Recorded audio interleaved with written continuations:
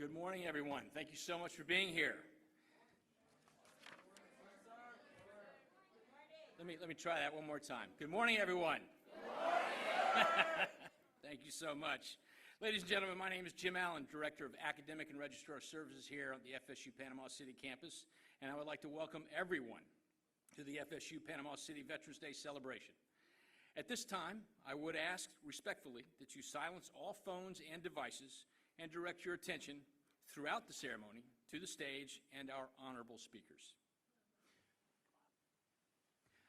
Please rise for the presentation of the colors by Rutherford High School's Junior ROTC Color Guard and remain standing for the singing of the national anthem performed by Cadet Captain Anika Walker and the Pledge of Allegiance by Jordan Ayala, Army veteran and psychology major here.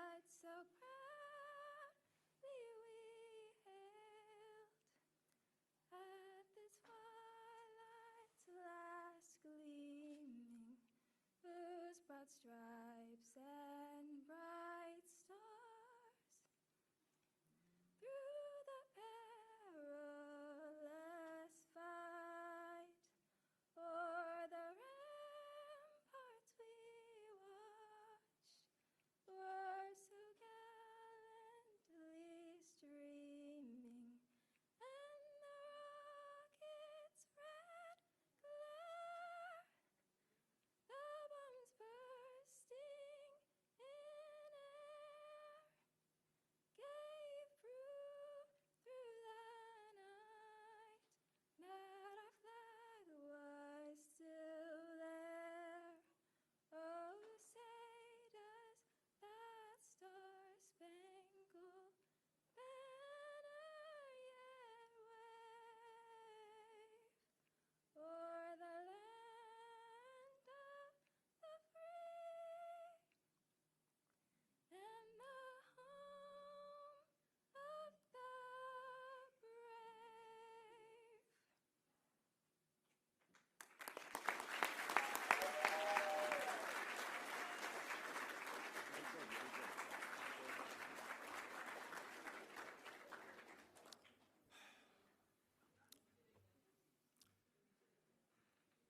I pledge allegiance of the United States of America and for which it stands, one nation, under God, indivisible, with liberty and justice for all.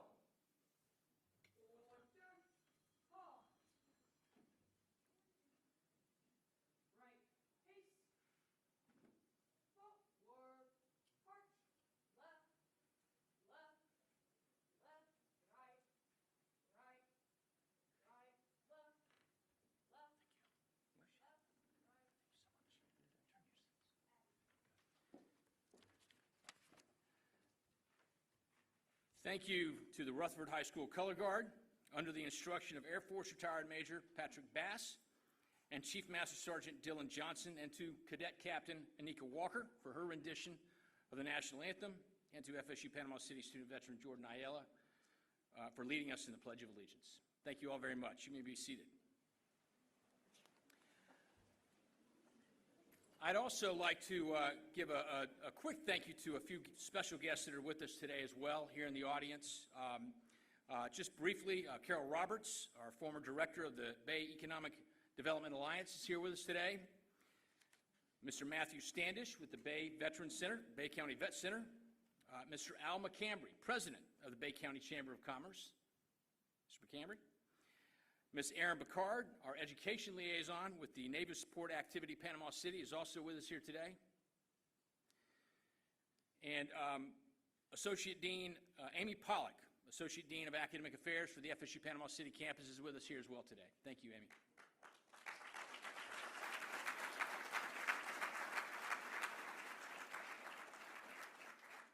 I'd be remiss if I didn't already also mention this. I want to really give a huge shout out to our Bay County High School's junior ROTC cadets here with us today from Rutherford High School, Arnold High School, Bay High School, Mosley, Bozeman, and of course, the Collegiate School. Big round of applause to each of you as well.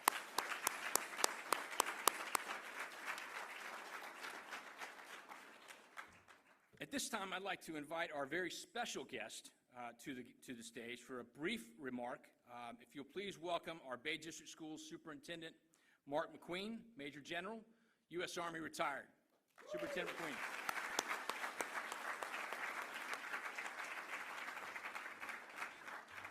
Appreciate it. Well, what a great day this is, and I have to tell you, I am so excited to see in each and every one of you. And, you know, I'm going to do Commander's Prerogative. You know what that is, right? Super selfie. Come on now. All right, give it up. All right, come on now. I am so proud of you. Well done. Well, I have to tell you, you know, this is a great day, and certainly for a lot of reasons. Today certainly is the United States Marine Corps' 250th birthday. That is amazing.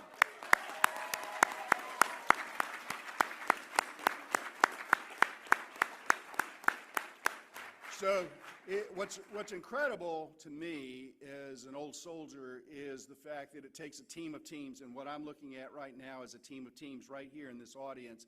And when you look to the right side of the stage and you see those three service flags, those three service flags represent collectively 750 years of service to the nation. And of course, we couldn't do it without the rest of our teammates on this side, which are, although new, incredibly valuable, important, and lethal to the defense of our nation. And so it takes the whole team to be able to do that which is necessary to win and secure the peace for the United States. And that is what you are all about. What you're learning are leadership skills. What you're learning are those vital skills that will serve you whether you choose to serve in the military or not. What you're learning right now in the junior ROTC programs is setting you up for success. It teaches you about confidence and resiliency, how to think critically, how to problem solve, how to relate with others and build a team. And those core skills are necessary regardless of what you choose to do in your life.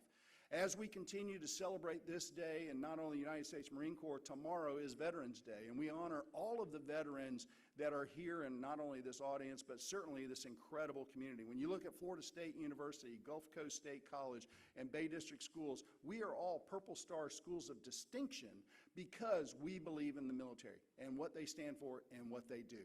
And last but not least, and I'd be remiss if I didn't mention this, it's also another birthday tomorrow, which is going to be our future speaker, Dr. Irvin Clark. Sir, thank you. Happy birthday tomorrow.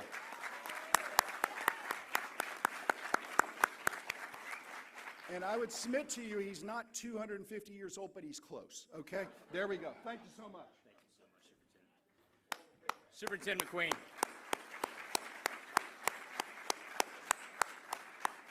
Thank you, Superintendent, for those comments and for your partnership to FSU Panama City and to this community. We really do appreciate it.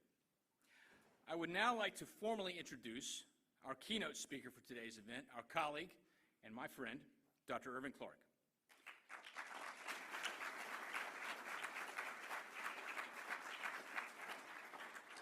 Dr. Clark is a native Floridian of Greensboro, Florida, who in 2017 joined Florida State University, Panama City as the Associate Dean of Student and Strategic Service Initiatives.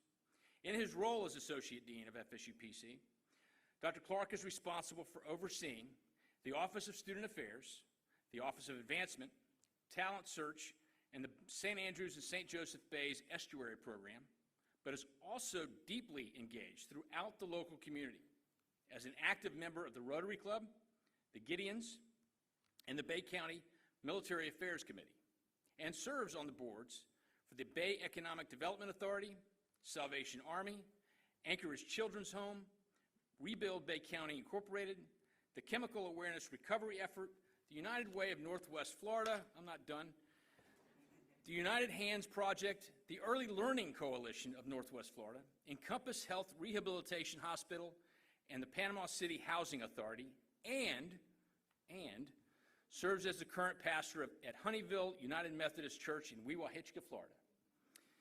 Prior to his appointment at FSU PC, Dr. Clark was the interim vice president for student affairs at Radford University in Radford, Virginia. He joined Radford University in 2013 as associate vice president for student affairs and dean of students. He served Savannah State University from 1993 to 2013 in Savannah, Georgia, in a variety of roles over a 20-year period, with his last role there being the vice president of student affairs.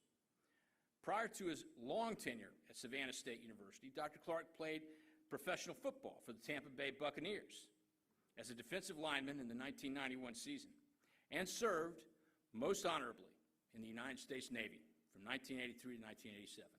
Shipmate. Dr. Clark is married to Betsy Clark, and they have a blended family of 5 children and 1 granddaughter. Please give a warm welcome for Dr. Irvin Clark.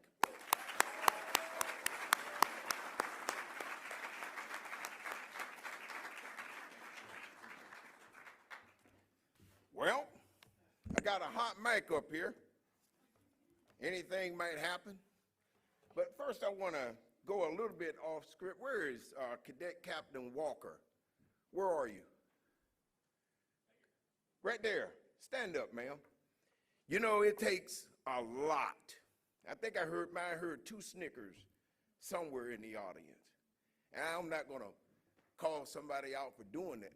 But you know, it takes bravery to stand in front of this microphone in front of audiences and sing and put your heart into something. And I want to commend you on an excellent job. Let this be the beginning of something great, and you have a lot to be proud of, okay? Let's give another big round of applause.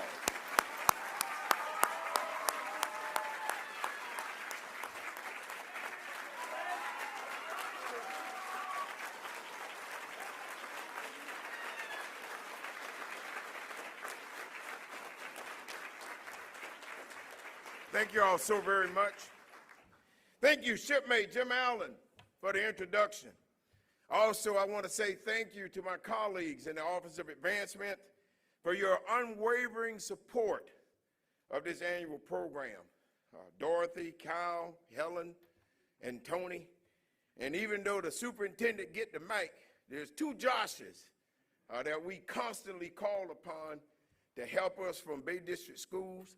And we thank you for your unwavering support of Florida State University, Panama City, Gulf Coast State College, Haney. Thank you for what you do. Your work is so meaningful, and we appreciate you. And also to all the VIPs in the audience, welcome. Now, I would be remiss if I did not make this disclaimer that extenuating circumstances, along with a fast-ticking clock, and being voluntold by Jim, my shipmate, led to me standing behind this podium. Originally, it's supposed to have been Captain Mosey, but this government shutdown has huge implications, even for this local event. Nevertheless, wow, what an amazing honor it is to unexpectedly serve as the speaker for this annual event at FSU Panama City, especially since my Navy, the United States Navy, turned 250 years old on October the 13th, and I already know what the superintendent is thinking. That's why I prepared this in my speech. Or should I say, like Jim said, Army Major General McQueen, that the Army is older. I say, sir, perhaps so, but I remind you of this. You want me to remind you? The spoiled Army football season at the hands of the United States Navy on December the 14th, 2024 in Landover, Maryland, where the Navy midshipmen defeated the 11-1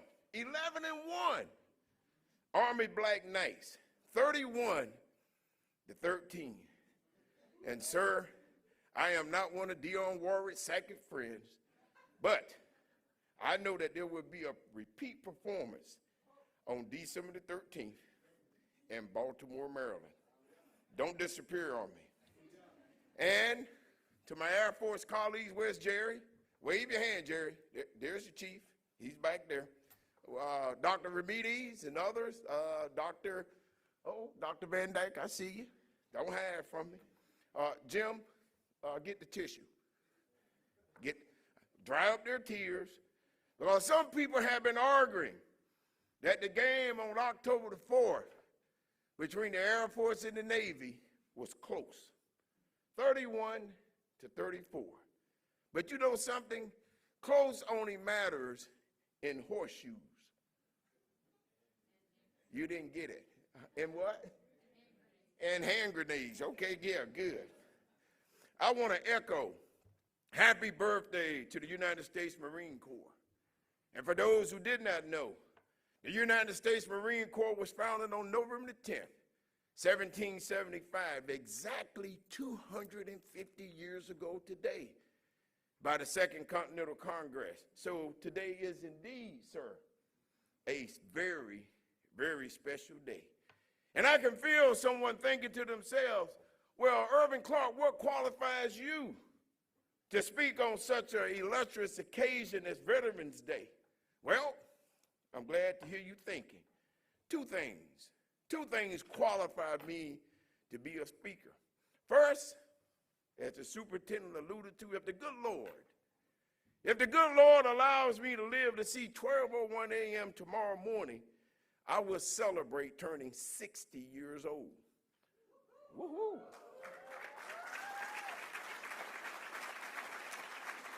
Thank you.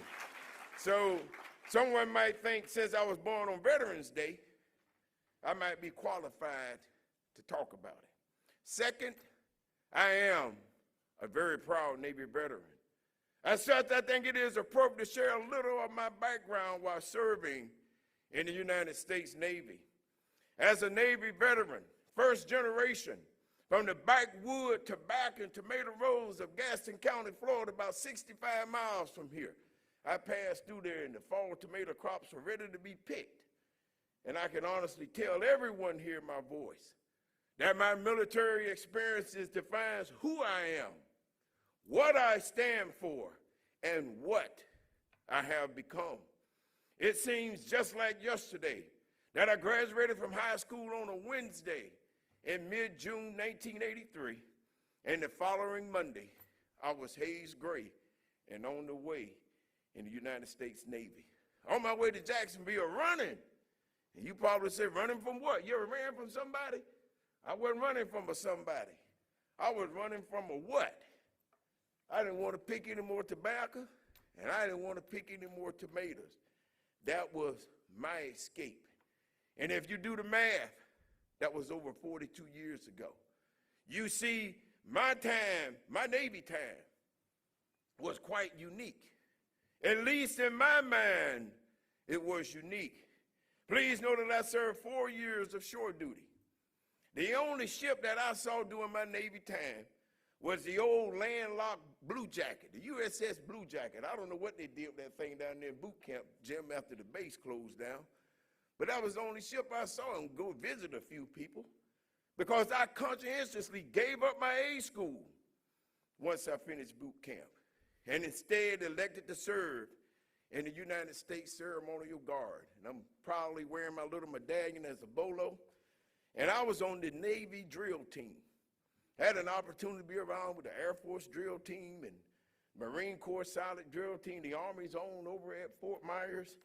And during my service time in Washington, D.C., as a member of the Ceremonial Guard, I was often in the same space as who I consider one of the greatest presidents, President Ronald Reagan. I had a chance to meet dignitaries like British Prime Minister Margaret Thatcher and Israeli Prime Minister Yitzhak Shamir. I took part in the Vietnam Unknown Soldier intermittent at the U.S. Capitol Rotunda. Had a chance to spend 3 days there.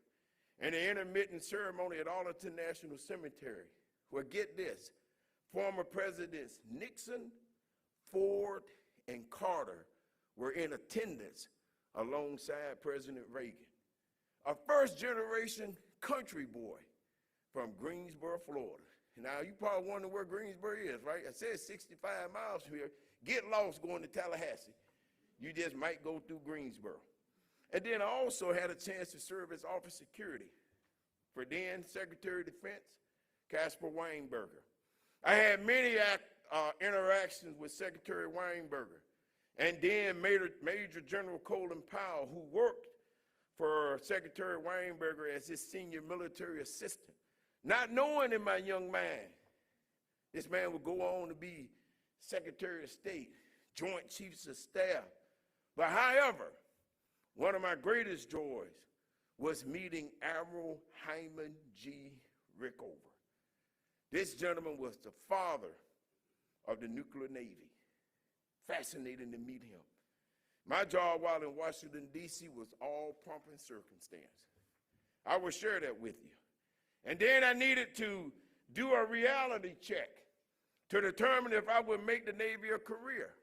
So I left Washington, D.C. in November of '85 for the Aviation Intermediate Maintenance Department at the old NAS Cecil Field in Jacksonville, now closed. Wow, what a change. At NAS Cecil Field, I saw the Navy in action. Also, my service time at Cecil Field made me very hungry to pursue my education and returning to the Navy as an officer. But God had different plans for my life when I enrolled in college and walked onto the football team at Florida Agricultural Mechanical University, commonly called FAMU.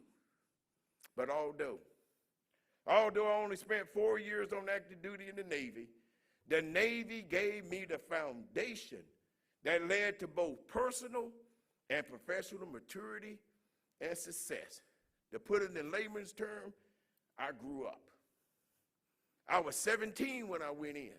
I embraced all of it. I was like a sponge. I grew up.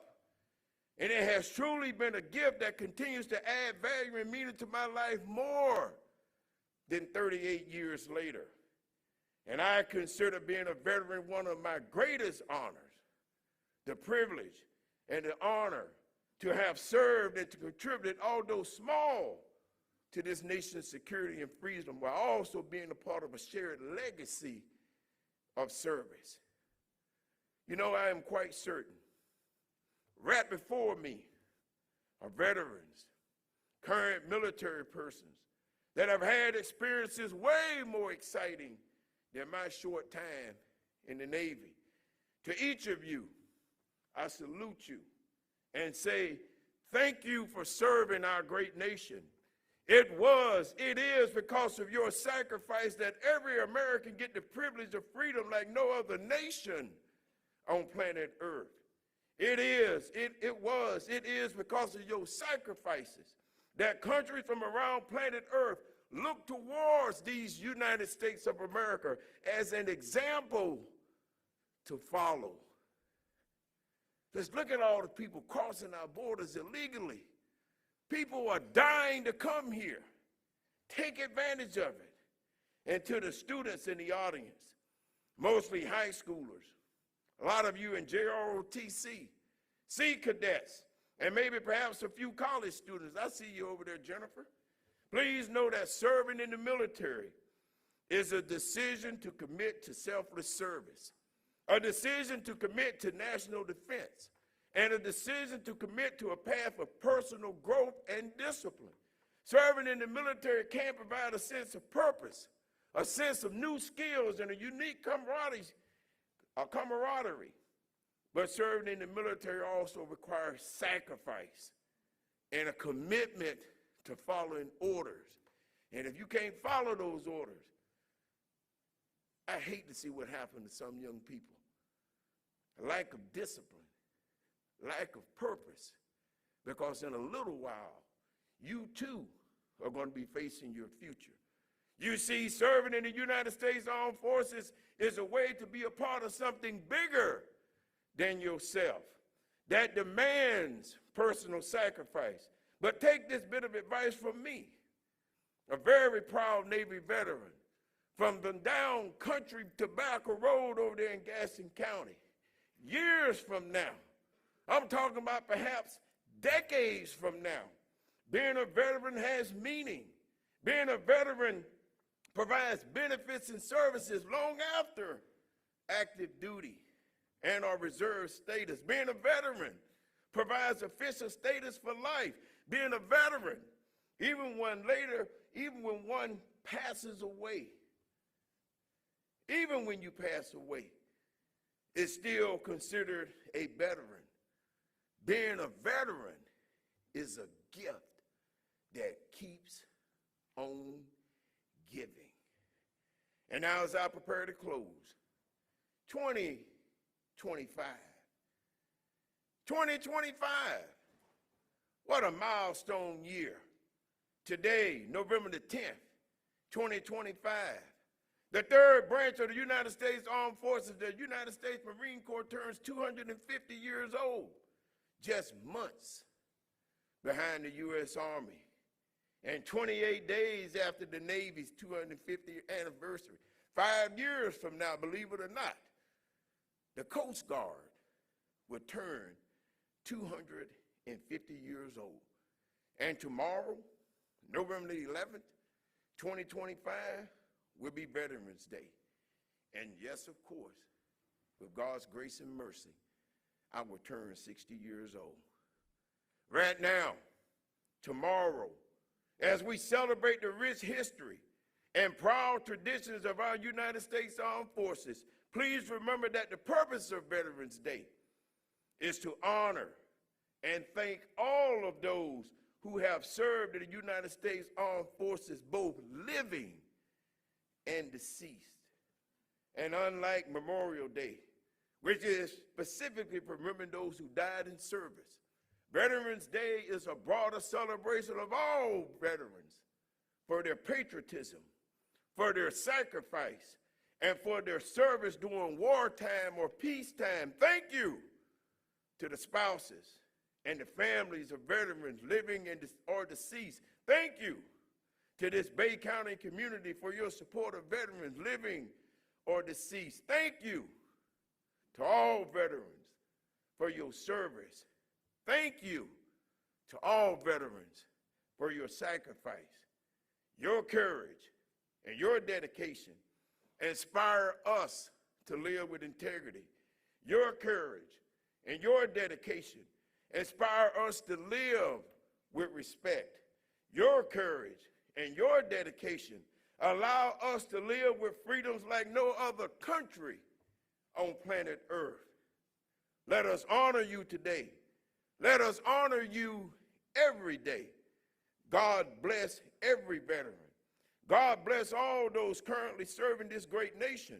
God bless the future of our United States Armed Forces. And may God always, always bless America. Thank you.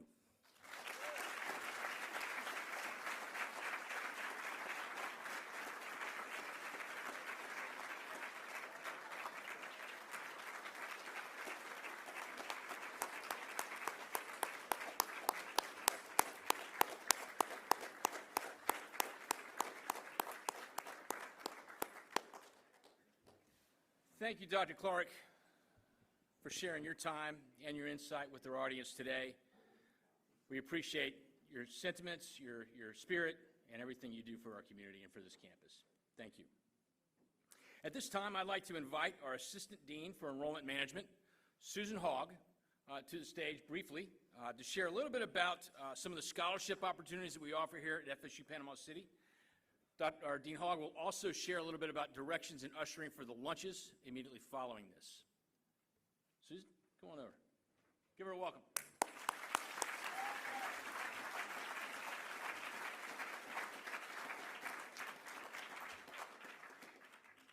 Hello, how's everyone doing today? Good. So tell me, how was that tour today? Great? Great, awesome, awesome.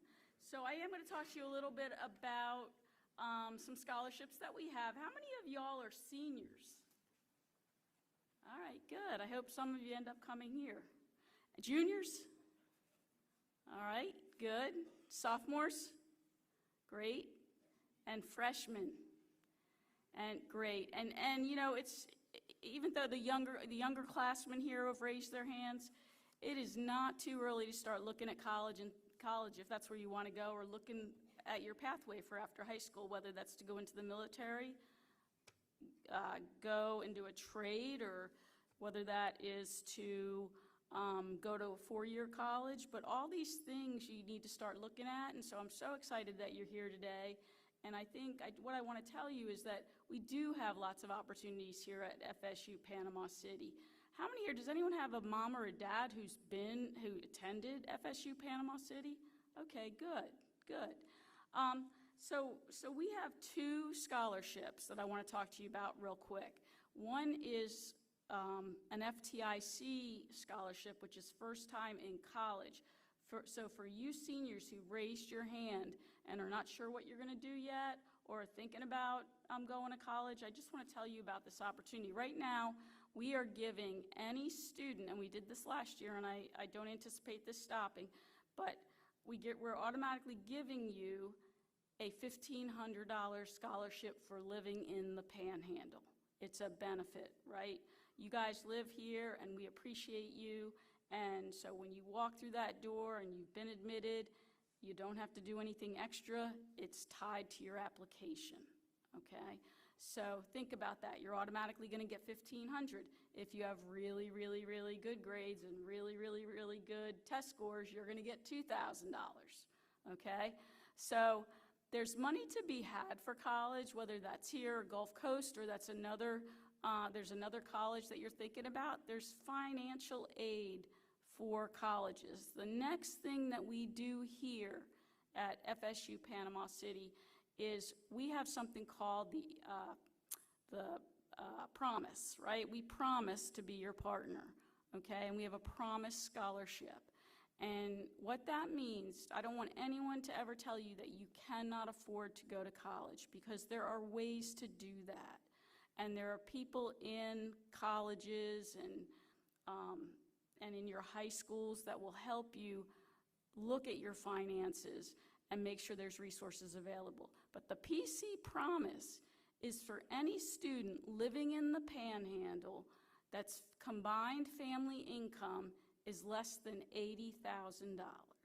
So, you know, if one of your parents can't work, or, you know, they've lost a job, these are things that happen to all of us, right? We have something called the PC Promise, where you come here for free tuition if you have a combined family income of less than $80,000, okay? We want you here. We want you to further your education, and we're really proud to have everyone here today. I also have one other thing I wanted to tell you about, and that is on Saturday, December 6th, from 10 to 1, we're having a FAFSA day. So if you're a senior and you just have some financial aid questions, or you just need some help, they can be tough. That can be a tough thing to fill out at times, and can be confusing. So we're here to help you with that. I will have a flyer that's going to go to your counselors, and some of you already might have received an email regarding it. But keep that in mind. You don't have to come for the whole day. You come and get your FAFSA filled out. And it doesn't matter whether you're going to another university. We still will help you with your FAFSA that day, okay? And then last, we have some swag for you today. So I have, and I don't know if Jeremiah came in. Oh, there's Jeremiah. Jeremiah is one of our student workers here. And what we have is a sticker, a pen, and most importantly, one of my cards, in case you need to get in touch with me. But actually, when I call you for lunch here in a minute, Jeremiah has this stuff for you. And Jeremiah, you could probably move up to the front of the stage with that too, if you don't mind. And then back, he has a table there too with some admissions information on it. So if you're starting to think, well, this might be a good place for me to go, or I want to show my parents, and you're only in 10th grade, go ahead and grab an admissions book, okay? Again, it's never too early. Okay, so with that being said, I am the only one holding you up for lunch, and we're going to stop that right now. So, our ushers, and who's our ushers? Are they in here yet? Yes, I know that. And you guys are ushers? Are you guys doing? Our ushers will lead each school's JROT section to the hallway outside to pick up a boxed lunch, courtesy of Bay District Schools and the Chartwells. After picking up your lunch, now listen up, guys, make your way back to your school section with your lunch so we can start the discussion panel, okay? And I believe one school just got up. And that is Arnold, okay?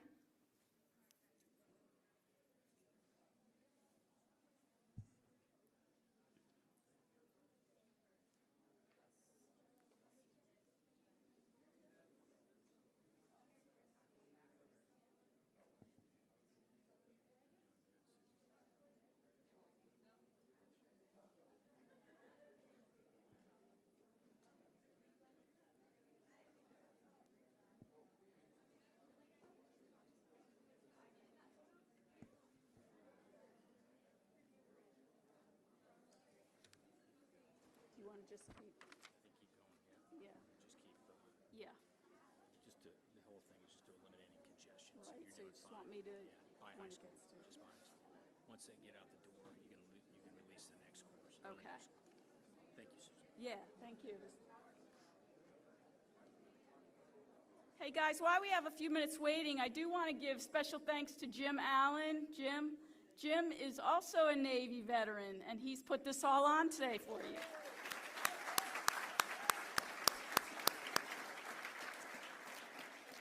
All right, Bay, you're next. You guys, yeah.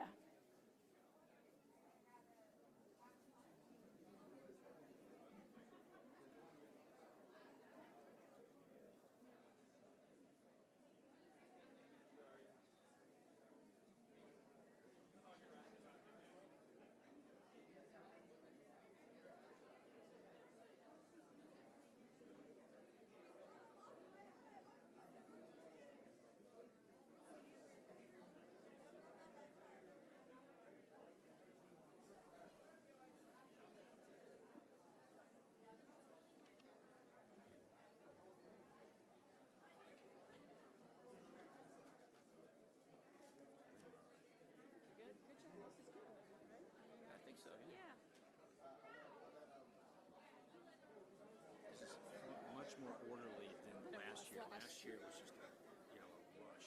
Free for all. Yeah, no, so No, that was smart to do it by school. glad we're doing this by school, yeah.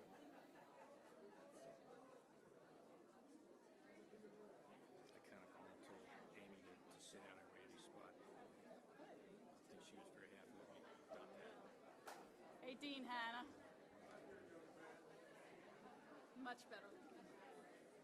True.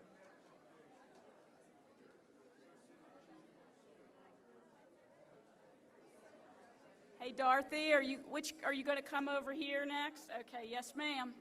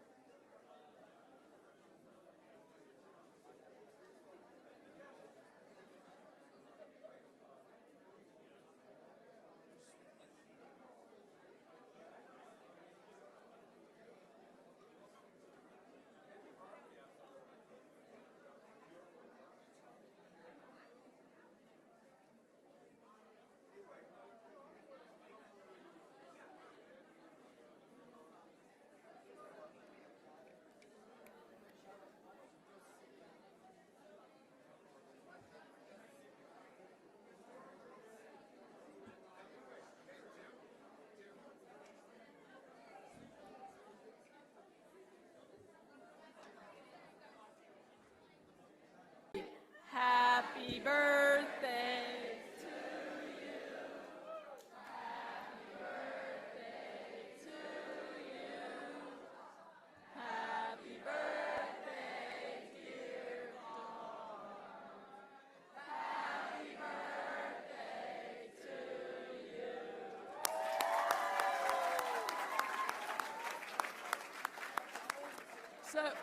So now Dean Clark is the same age as me, and he's been giving me a hard time, so he's...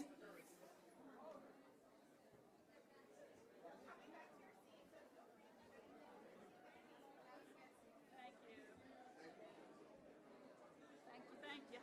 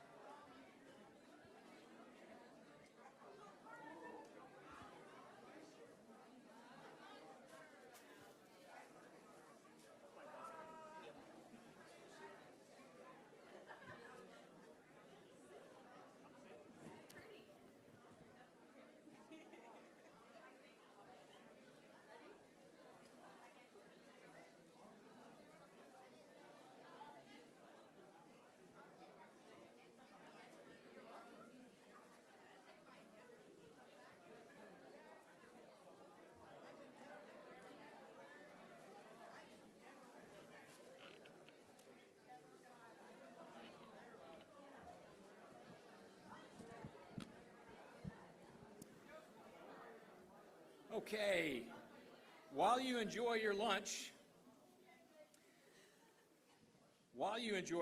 we'd like to expand on today's agenda by providing some valuable insight on the experiences of student veterans on a college campus. Many of you here today may be giving some thought to what your plans are immediately following high school. And while military service may be in your future, furthering your education would also be a recommended goal.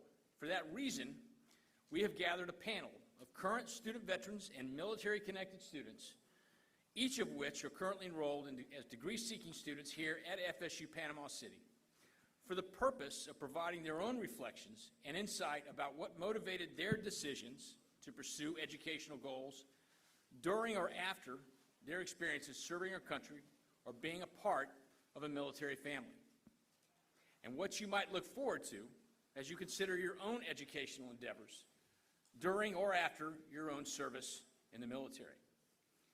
Today's panelists have graciously volunteered to share their time and insights today, so please do give them your direct attention, and I hope each of you will learn something valuable from their experiences. Once again, I would like to ask respectfully that you silence all phones and devices and direct your attention throughout the discussion to the stage and panelists for their insight.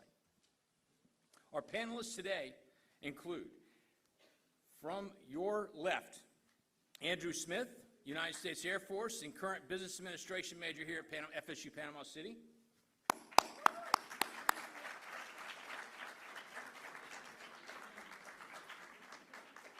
Sydney Parks, military dependent and a current graduate student in our Organizational Management and Communication Master's Degree program and current vice president of our Student Veterans of America PC Campus chapter.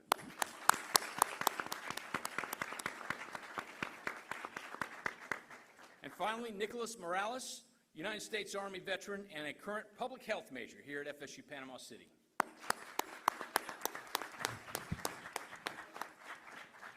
Thank you all for your service and for your commitment to our country and for taking the time out of your busy schedule to be with us here today. Let me start by asking, and we'll just start over on the right side or on the left side over here. Beyond the benefits of the GI Bill for educational benefits, what served as a motivating reason or memorable experience in your life as a military-connected or military-connected experiences that prompted you to pursue a college education? Andrew? Well, thank you for having me today and to speak with you guys. Before I was a veteran, before I was even in college, I was a junior ROTC cadet in high school. So I want to thank all of you guys for being a part of that. It means a lot to me. It taught me a lot, it gave me a lot of experience. One of the reasons why I wanted to do college, my family background, my mother went to college, but my dad did not. I always saw college as something that I wanted to do. And I really didn't know if I had the confidence to do it. I had all right grades in high school, but when it came to college, it was a little intimidating. But after experiencing the military and learning the skills that you learn in the military, you really build that confidence back up. And you become aware of what you can do and what your potential is.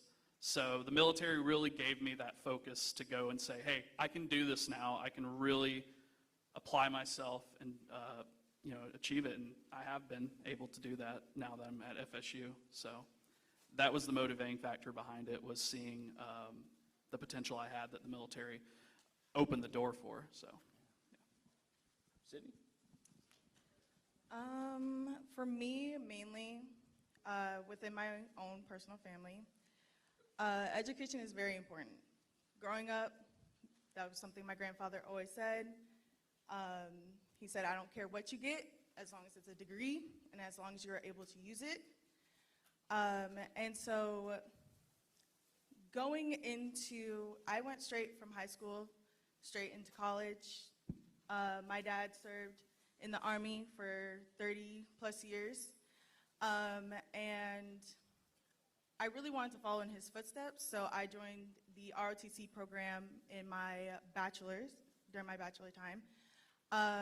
And I got to really understand the military from a dependent side, as well as from actually being like one of you guys.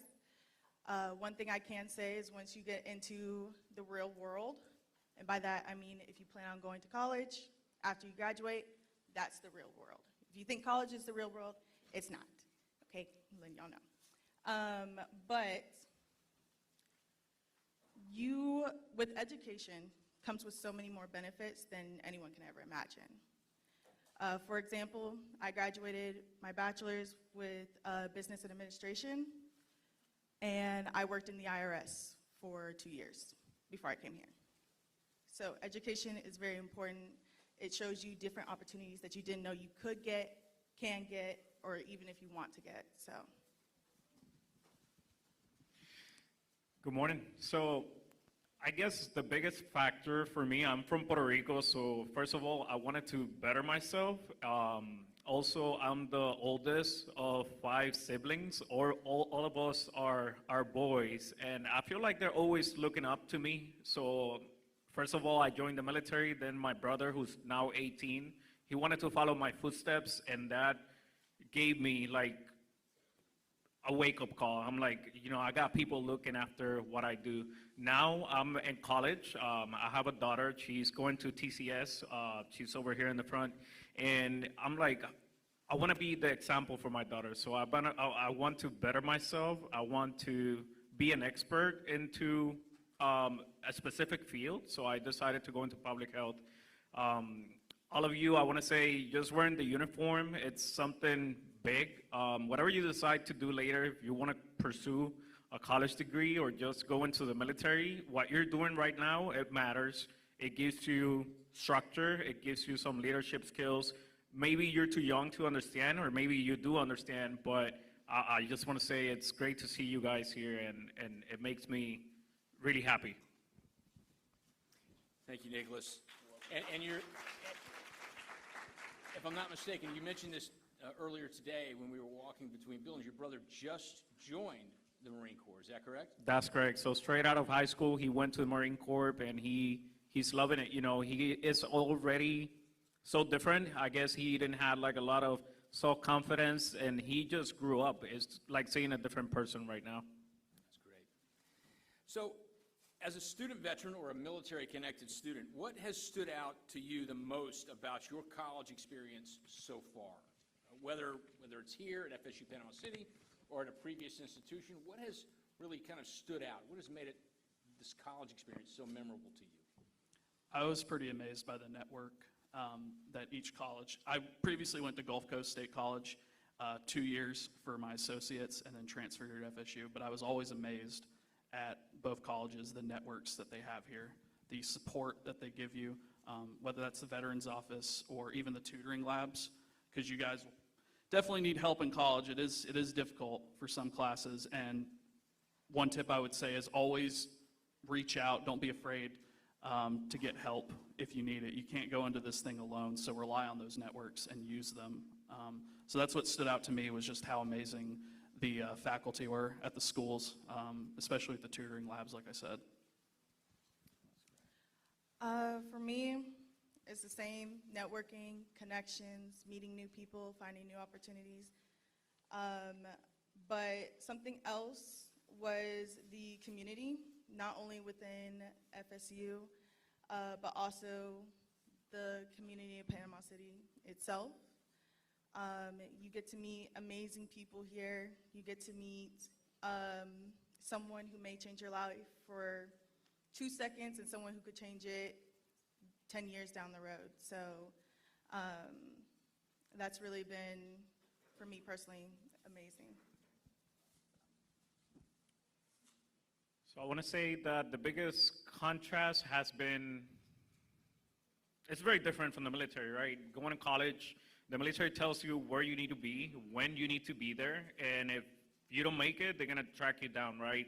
They're going to find you, you're going to get in trouble, and all that. Here, it's more in the college life, college experience, you're an adult. You're treated as an adult, you're enrolled, you get your schedule, and you have to be there. It's up to you if you really want to better yourself or not. That's, I guess, the biggest contrast. And of course, the military helped me a lot because it makes you responsible.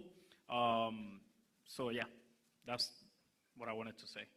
That's great, Nick. And Cindy, to just kind of follow up on something you had mentioned about networking and different opportunities that you get to experience in college. For those of you who may not be aware, Cindy recently traveled up on behalf of our PC Campus Student Veterans of America chapter to participate in a leadership institute for the Student Veterans of America. So yet another experience. I don't know if you can just speak briefly to that experience and how that, again, could have opened some doors for you as a college student. Yeah, so to start off, it was first brought up by our president. Once I was the vice president, he was just kind of pulled me to the side and said, hey, I want you to apply for this. The deadline's tonight. I said, oh, great.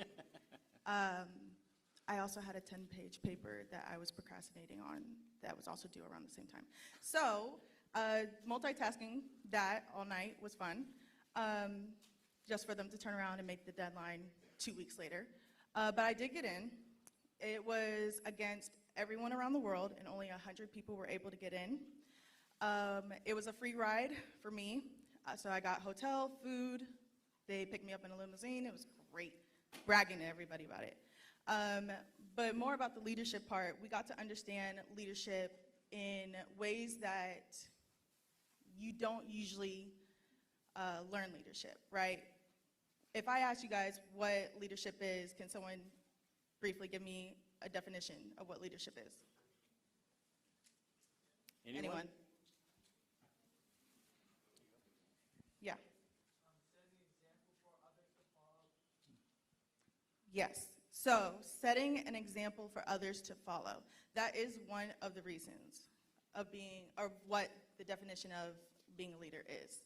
But it's also understanding where your weaknesses and where your strengths are, and understanding where your team's weakness and where their strengths are, and how you can combat that in order to become a more successful and efficient team, right?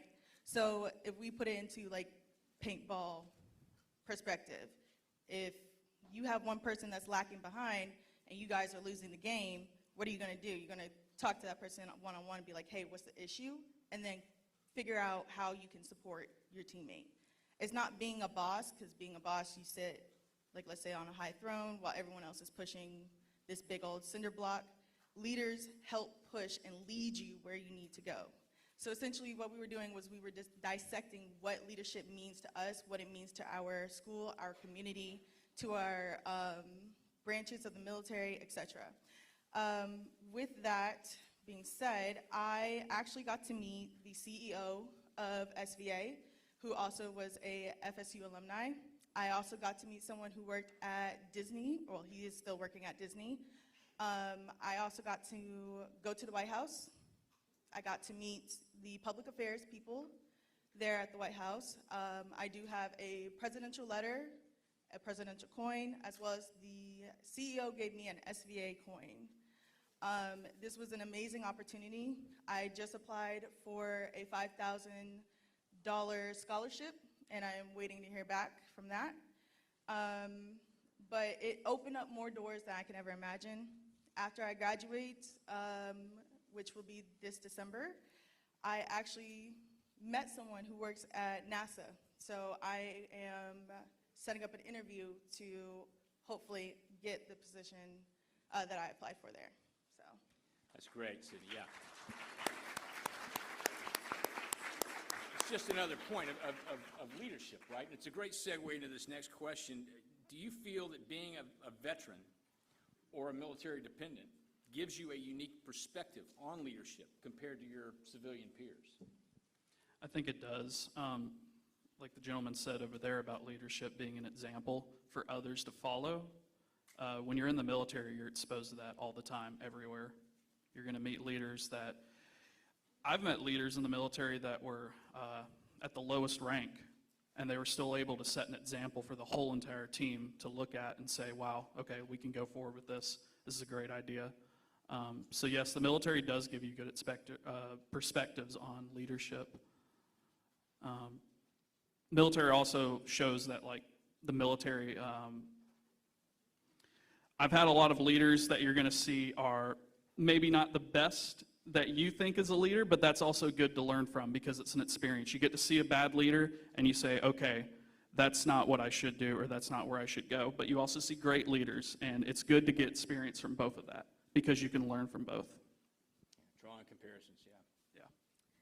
So before I give my answer, just by a show of hands, when you guys have an argument with, let's say, your best friend or a family member, and you resolve said argument, do you guys go back and think of ways that you could have made it better? Okay, so if you don't, probably should, personally, my opinion. But if you do, that is kind of what it feels like for me personally. Growing up in the military, I was able to experience things that most people weren't. My brother was born in South Korea. I lived in South Korea majority of my life. After this, please do not ask me to speak Korean to you. I've had that question enough. I also got to travel to different locations, see different cultures, understand different languages, and understand how they operate as a country and as individuals there, and bring that back here. And some things I realized is that you get other perspectives, so you get to view what someone else is thinking, saying, possibly. You're more open-minded than, let's say, someone who hasn't had those opportunities yet. And you're able to be versatile, and you're able to adapt in any situation that can come your way, because you get to learn from other people. You get to learn from different cultures. You get to learn from your environment as a whole. So that, I think, is about it. Right, so definitely the military gave me leadership skills. I want to say that it made me a leader, even at the lowest rank, just from the moment I joined. You wear many different hats, right? So even if you sign up for a specific MOS, you're doing different things in the military. So it makes you, again, I'm gonna go back to confidence. It gives you a lot of confidence. So what I've noticed now being a college student is that I'm not afraid to speak up. So I see, people might be shy, they don't want to participate in class and things like that. So definitely, military gave me those leadership skills, and you get some self-confidence. You're not afraid to speak up, and you definitely stand out from your civilian peers. So everybody's experience on a college campus varies, right? You've got time management. Some of you, Sydney mentioned before, you've got a paper due. You've got exams that you got to prepare for. Others have families, right? Others have jobs, right? So everybody's experience and everybody's availability on a college campus may be very different. I'm kind of curious from each of you if you could share if you've been involved in any kind of leadership programs, student organizations on campus, campus initiatives that might support leadership development, and how those may have shaped your own individual experience. Yeah, so the opportunity I had at Gulf Coast State College for a leadership opportunity was the tutoring program. So I worked at the ACE tutoring lab. I tutored all the accounting students and helped them with the accounting. I had good grades in accounting, and I was recommended by the accounting teacher. She said, you can do this, so I want to recommend you for it. So I applied, and for over a year I was able to teach students, and successfully they, got better grades because I was able to help them with their homework and make sure they did well in their exams. So that was a really good leadership opportunity. You're going around asking students, if they need help. So yeah. That's great, Andrew. If you haven't noticed by now, I'm a little bit of an overachiever. So it's a joke. So I am a part of the National Society of Leadership and Success, also known as NSLS. I am also the vice president of SVA, as well as I used to do ROTC, dance, as well as cheerleading within college as a whole. I take my time on the weekends and I volunteer if I'm not at church. And mentoring the youth, such as you guys. And I just started 2 new things. First is a new club that's starting here called the Singer-Songwriters Club, where everyone and their beautiful creative minds come together. You can create a song if you want, a jingle, it doesn't matter, it's just fun. And the last is that some of the people that I met at SVA and I have all started a nonprofit organization to have veterans help you guys understand what it is that you need to complete in order to be in the military, what it is that you should expect, and giving you advice along the way. So, yeah. Well done. My college experience has been very different. In all honesty, I haven't been able to participate in clubs and events. I would love to, but unfortunately I have, of course, family and I work full time, so I haven't been able to participate. So I can't give my experience on that. But that's still important, right? Because you're still giving back at home, right? And so even all these experiences are vitally important to your own development, your own leadership development. You're able to see what's happening in front of you and apply that in your own lives and of course, in your own careers moving forward. So from your own, and this is a pretty important question, right? A lot of our veterans and military-connected students are serving abroad. Their time in service is focused on service, serving our country, defending our nation. And so when they begin to transition out of that service and onto a college campus, many of them can struggle, have different experiences. So I'm wondering, from your own perspective, how have you been able to balance that transition from a military culture, whether being active duty or a military dependent, to a college campus life? And what would you recommend to service members and military dependents keep in mind as they prepare for their own transition into a campus life from a military life? Yeah, I think the biggest word to say would be patience. You have to be patient with the process that you're going through. You're going from a situation where you're in the military and, like you said earlier, you're being told what to do. You're kind of being guided through it. And you have independent decisions in the military as well that you're going to make. But when you're outside, you're thinking, what college degree am I going for? Which college am I going to go to? And, what are my benefits? How do I use them? And how do I get started with this? So it just all takes patience. Trust the process, and I would say use the VA office in the local area that wherever you're going to be. If using those benefits, you're going to have to lean on that and use them. So just have patience. I would say understanding. The reason why I say that is because when I first started school, something else that's a little bit about me and my family, we don't tolerate nonsense. If you're crying over spilled milk, I'm gonna look at you like, what's wrong with you? It's just milk on the floor. It's okay. I'll buy you another one if you need it. So coming into college life and realizing that everyone grows up differently, everyone learns differently, you have to understand not only their perspective, but understand how you are handling that situation, understanding how that situation is currently making you feel and what you're saying to that person at that time and seeing how their body reacts to what you're saying. As well as courage, having courage to try new things, having courage to speak your voice. Yeah, that's really about it. That's great. Oh, I'm blank. That's all right. What's your transition been like? And because remember, you and I met for the first time at New Student Orientation when you checked in on campus. So I think it's very different here at FSU, right? The fact that you got leaders, Jim Allen, who helped you through the process.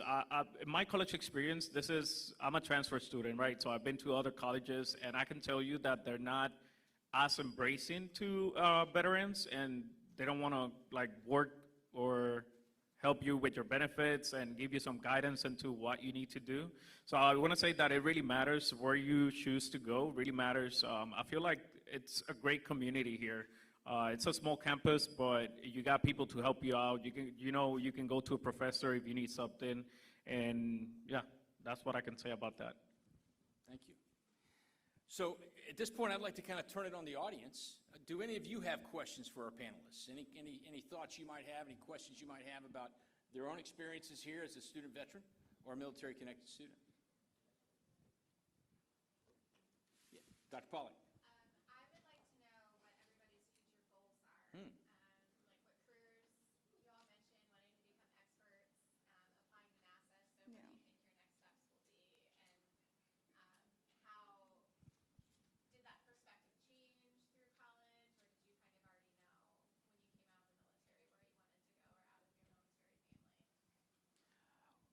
Well, I had an idea in mind going to college, but it wasn't really cemented in reality. Like you have ideas about what college is going to be like, but until you're in college, you really don't know. But the opportunities I've been getting at college have been great. Right now, I do know what I want to do. Supply chain is really what I'm keyed in on. And I was actually able, because of Gulf Coast, right here in this room, they had the career internship fair, and I was able to secure an internship with one of the companies that came and presented. So I'm still doing that right now, and I'm wanting to do that after, and once I graduate, be able to be fully employed there. So that's been a great opportunity that I've had. For me personally, it's changed throughout my time for college as a whole. When I got my bachelor's degree, at first I was like, okay, that's it, I'm done, yay. Get to go home, get to lay in bed with my dog. That was not the case. Then I started paying my own bills, and I said, okay, my next goal is to find a rich husband. I am still single, so you see where that went. And so now, my goal is that I want to get my doctorates in communications, and I want to be able to help other organizations find where their issues are in order to help them become better. By organizations, I mean smaller businesses, because I feel as though they are also the backbone of a lot of communities. With NASA, I am a huge nerd. I love NASA, so I do plan on trying to obtain that job. And if I don't, I will just keep knocking at their door and probably being like, you know, you're probably thinking of the wrong Sydney. You know, it's okay, it happens a lot. But yeah, so my goals usually change probably, I mean, after this, my goal will probably change again. Yeah. Right, so I joined the Army, I was 17, straight out of high school. My wife was pregnant at the time. Of course, I didn't do things right, I want to say, at the beginning. But going into the military, like I said earlier, you wear different hats. So I was a military police officer. I went on a mission. I had to provide security to some doctors from Walter Reed's hospitals that they were going overseas and just doing good things to people that, you know, they can't afford health care, or they don't have a hospital close by, right? So in that process, I was able to set up some tents that they were getting used to do surgeries, outpatient surgeries, and they needed help, right? They're like, we need someone that it's actually present during the surgery. So I learned like just the process, and I was exposed to that, just seeing them doing surgery and helping people, and that's what made me want to pursue a college career. My long-term goal right now is I want to go to med school after I'm done with my bachelor's in public health. And again, that's thanks to the military, just being exposed to what doctors do, how they help people, and that's my goal right now. Thank you, Nick. Other questions? Right down here.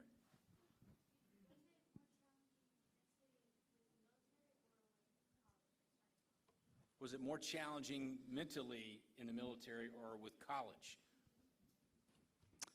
Well, I was younger when I joined the military, like him. I signed my contract at 17 years old. It was a big mental challenge to get through to join. And when you get to basic, a lot of people don't realize you're going to be with a lot of older adults as well. The flight leader for my flight in basic training was 35 years old because he was joining the Guard. And that was the cutoff age for the Guard, was 35. So I was with a 35-year-old man, and here I am 18 years old now, well, 17 years old, and I'm going through this.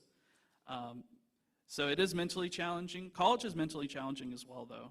Like, you have to challenge yourself, and I would say take it seriously. You can't just not take it seriously. The grades will catch up.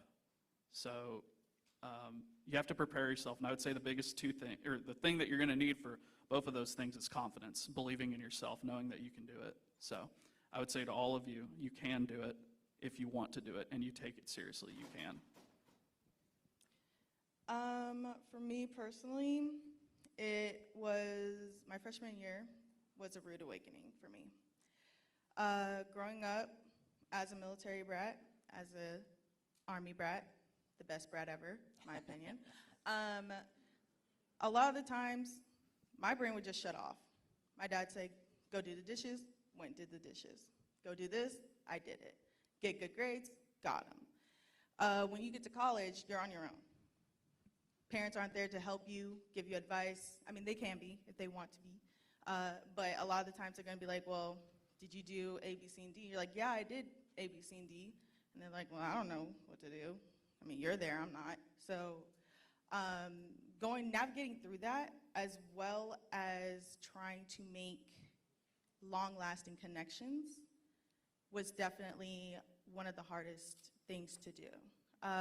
My bachelor time, I actually had to take 5 years to do my bachelor's. The reason for that was because my first freshman year, I had such a bad experience with just friends alone that I didn't even know if I wanted to complete college. So taking that, and of course, when I was talking to my dad, he was like, well, you only got two options, school or military. So either you want to run or you want to get an education and tell people to run. And I don't like running. So that's how I ended up here. But you have to figure out what it is that you want for yourself. You will be challenged mentally, constantly. Even to this day, I am still mentally challenged. Whether it be in class, having a discussion with my professor or other students, or whether it be at work, or just my social life in general. You gotta find your own way to navigate through all that in order to get to the goals that you want to get to. So I say that both are challenging. It's just in different ways, right? The military is going to test your limits. It's like you do it or you do it. There's the hard way or there's no easy way in the military, right? What I'm trying to say is no failing. They're going to guide you and you're going to do what you're supposed to. Versus the college experience, it challenges, definitely it does mentally, but it's a different perspective. It's about time management. It's about applying yourself, studying, and making the best out of it. But both are very challenging. It's just in different ways. That's what I would say about that. Great question, great answers. Any other questions? Yes, sir.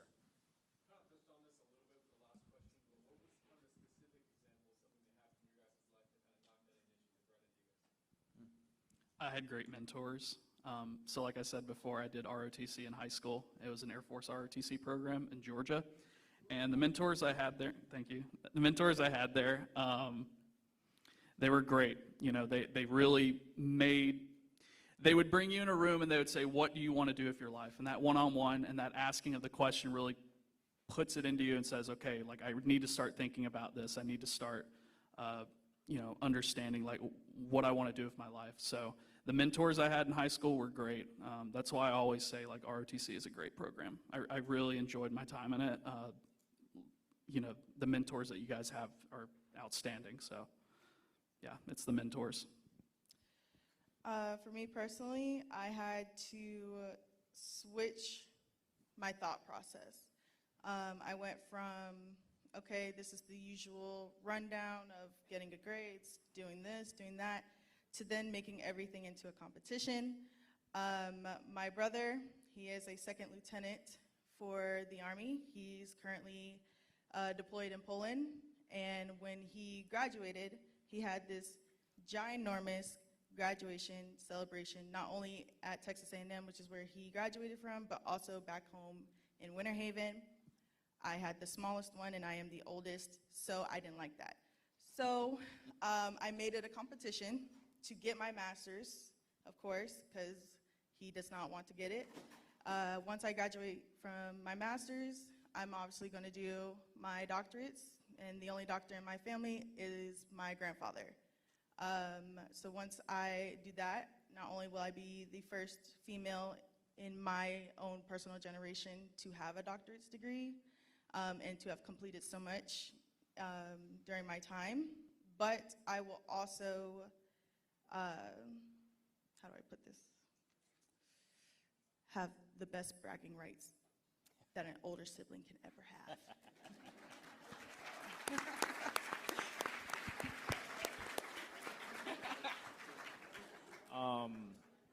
Again, for me, it was just, I had to do something with my life, and it was a moment of self-reflection. It was just me thinking to myself, what am I gonna do? What can I do to help, the baby that I have on the way, my wife, and just put my family in general in a better place? And that was my breaking point. That's when I made the decision to join the military. And now it was kind of the same scenario, deciding to go to college. It's like, I want to set the example for my kids, right? So definitely that's what motivated me. Family's a great motivator. Indeed. In the interest of time, I want to thank all of you for the insight and experiences that you've shared with the audience today, and most of all, I want to thank you all for your service today.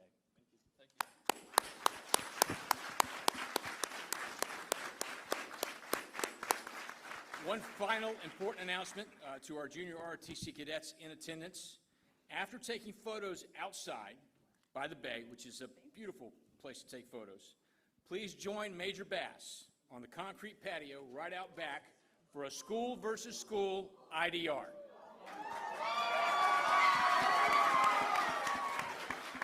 This concludes our Veterans Day celebration. I want to give a huge thank you to our keynote speaker, Dr. Irvin Clark. Dr.